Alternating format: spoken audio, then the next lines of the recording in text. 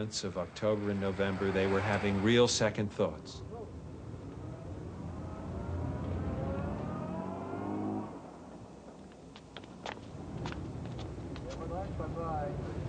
The North Vietnamese engaged in a number of dilatory tactics. One of them was the question of tying the release of prisoners of war to a release of civilians in the South. But there were others, all of which generally reneged on arrangements that they had previously made and which were significant to the text and to the integrity of the document we had negotiated. In the South Vietnamese parliament, President Thieu denounced the agreement before U.S. Ambassador Bunker. Consequently, the essential basis is, first, that the North Vietnamese troops should withdraw totally to North Vietnam. Then the internal political solution of South Vietnam should be left for the South Vietnamese people alone to decide between themselves.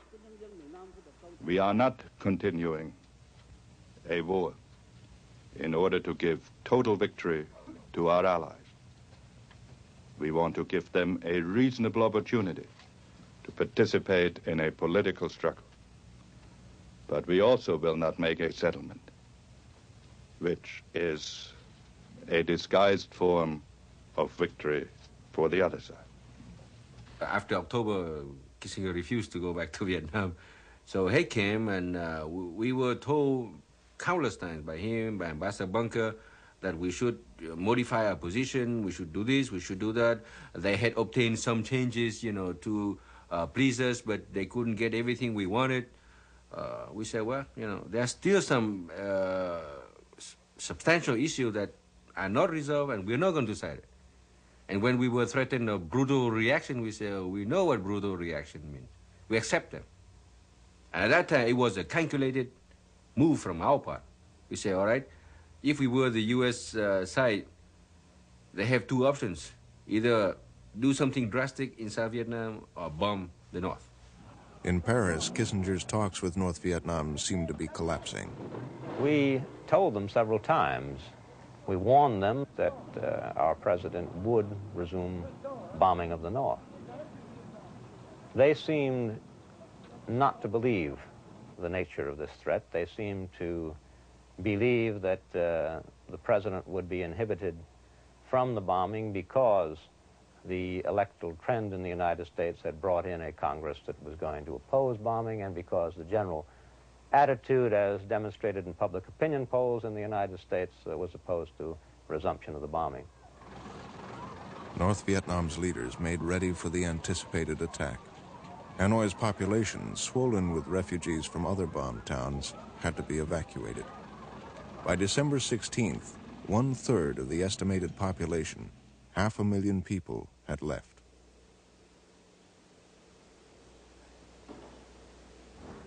On December 18th, B-52 bombers were over Hanoi and Haiphong. For miles and miles, you could see little firecrackers going off. And it was very distinct, very obvious that those were SAMs being shut up.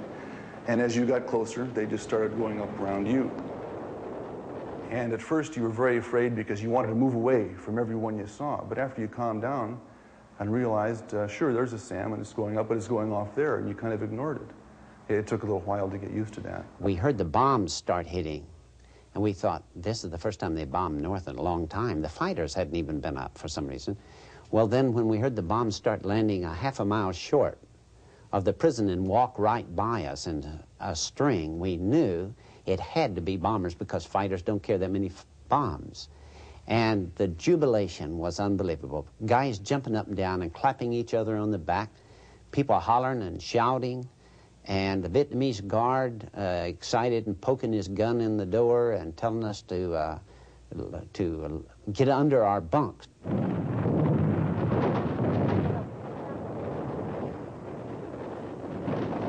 One of them looked in the door and said, you know, they are trying to kill you. I said, they're not trying to kill me. They're trying to kill you. The targets selected in the 1972 Christmas bombing consisted entirely of military targets. For instance, they would consist of warehouses, command and control stations, missile sites, ammunition storage, communication sites, things of that kind. The accusation that we were conducting carpet bombing, of course, is absolutely false. For that matter, had we conducted carpet bombing, I think that there wouldn't be a Hanoi today. On December 22nd, American bombs hit Hanoi's Bac Mai Hospital for a second time. Their target may have been a small military airfield nearby. Trong đêm tối, tiếng người kêu cứu, tiếng khóc thảm thiết. Chúng tôi đã phải Cries dùng and dao, moans filled the chúng tôi dark dùng night. búa, dùng choàng để đục những bức We had tường to xuyên use qua knives, những bức tường hammers, đó and vào shovels những to người break bệnh, through the concrete nạn nhân. walls in order to get to the victims trapped inside. Một người thầy thuốc chuyên mổ xẻ để cứu người. Lần này, As tôi a không phải mổ surgeon, xẻ để cứu người, I mà tôi operate on phải dùng people con to dao save their hàng ngày lives. mổ để cứu người đó.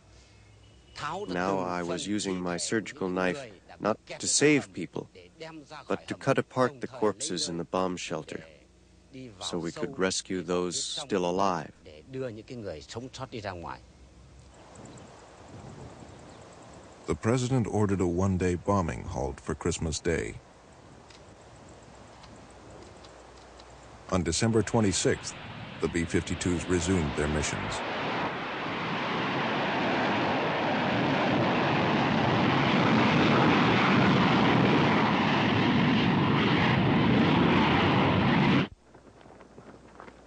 The massive new raids had personally been ordered by President Nixon. His main concern, he said, was not domestic and international criticism, but high B-52 losses. Some of the bombs hit a Hanoi residential district, Con Thiem.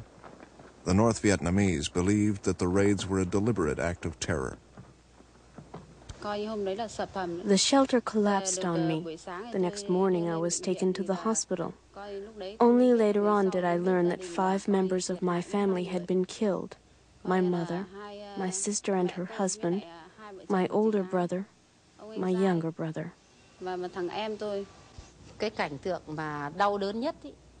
The most heartbreaking sight was in Son Quan Alley.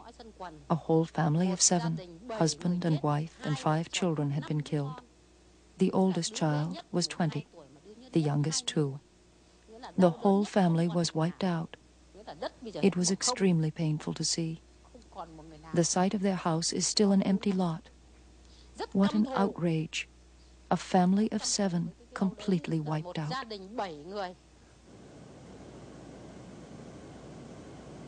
The 11-day Christmas bombings were compared to the atomic blast on Hiroshima in World War II. But the targets were more dispersed. The deaths were far fewer. In Hanoi, they totaled 1,318. Nixon was of the view that something shocking had to be done. That was not my view at the time, but I didn't disagree with it. And I went along with it. And I think Nixon turned out to be right.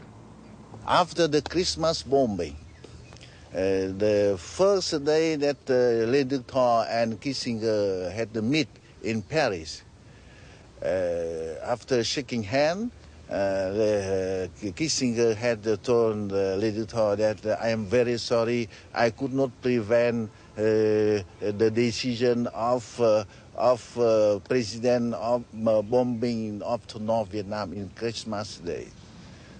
So the Le Duc said that I know who are responsible. All you are responsible, and you are criminals.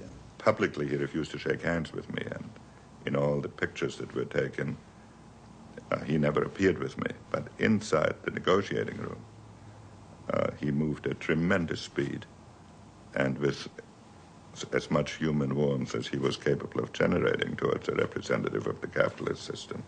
It was a very somber meeting. No jollity, no joking as usually went on.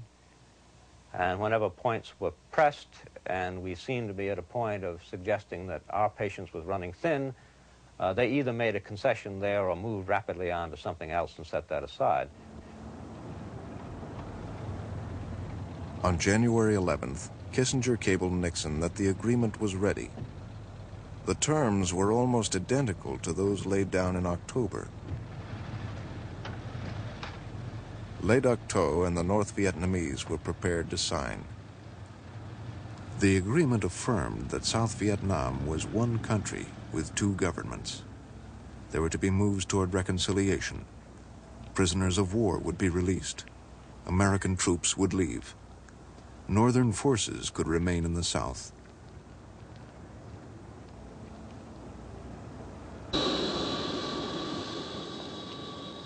President Nixon sent Alexander Haig and John Negroponte to Saigon with the news of America's decision.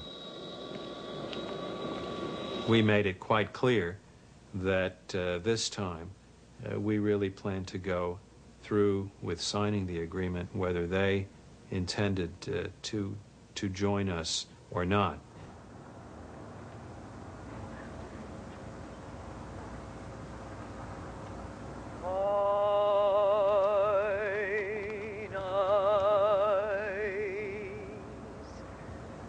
Have seen the glory. Lyndon Johnson, the president who had first sent U.S. combat troops to Vietnam 8 years earlier, died the day before the agreement was signed.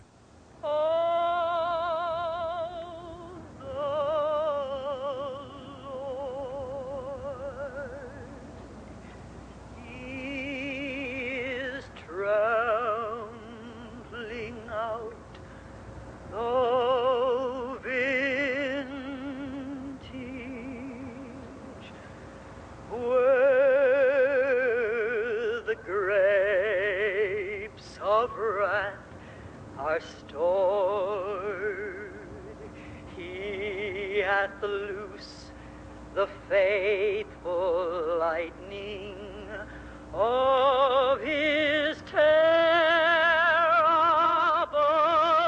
swift sword. 58,000 American troops had died in Vietnam.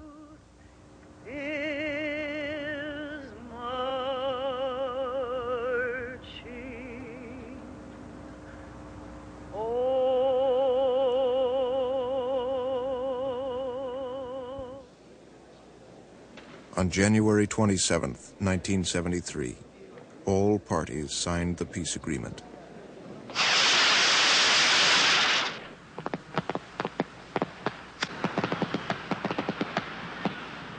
Hanoi celebrated with fireworks.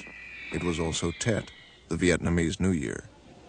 But to the North Vietnamese and Viet Cong, the struggle had not ended. Vietnam was still divided.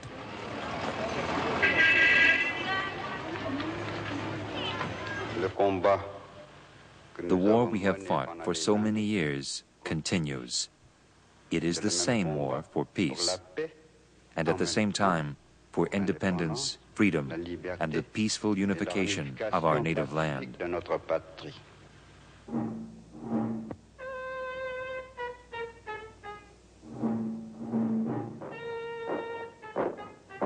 Nearly 600 American airmen had been taken prisoner during the course of the war. Many had been held in what they called the Hanoi Hilton. Now they were going home.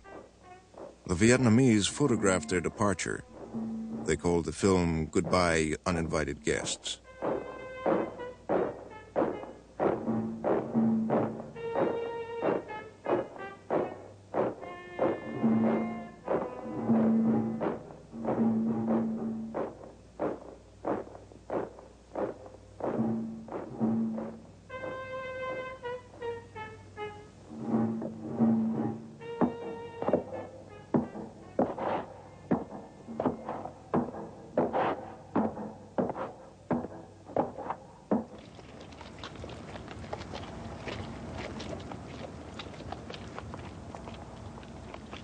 North Vietnamese prisoners were also being released.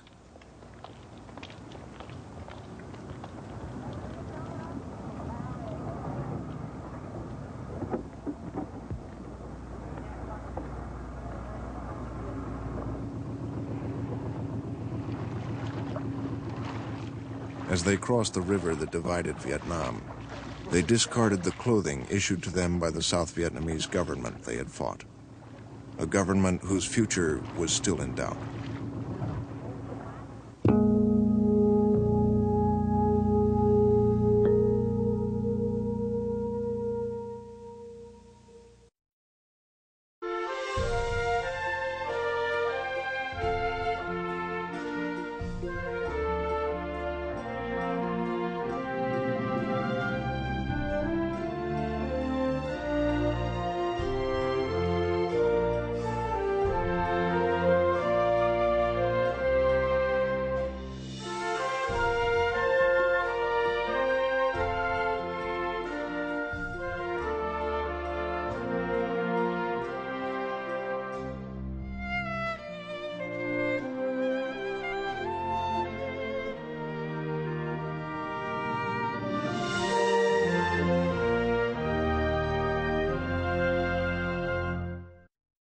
American Experience is made possible by the Alfred P. Sloan Foundation to enhance public understanding of the role of technology. The foundation also seeks to portray the lives of the men and women engaged in scientific and technological pursuit. At Liberty Mutual Insurance, we do everything we can to help prevent accidents and make America a safer place. Liberty Mutual is proud to support American Experience. At the Scotts Company, we help make gardens more beautiful, lawns greener, trees taller. If there's a better business to be in, please let us know. American Experience is also made possible by the Corporation for Public Broadcasting and contributions to your PBS station from viewers like you. Thank you. Major funding for this program was provided by the National Endowment for the Humanities.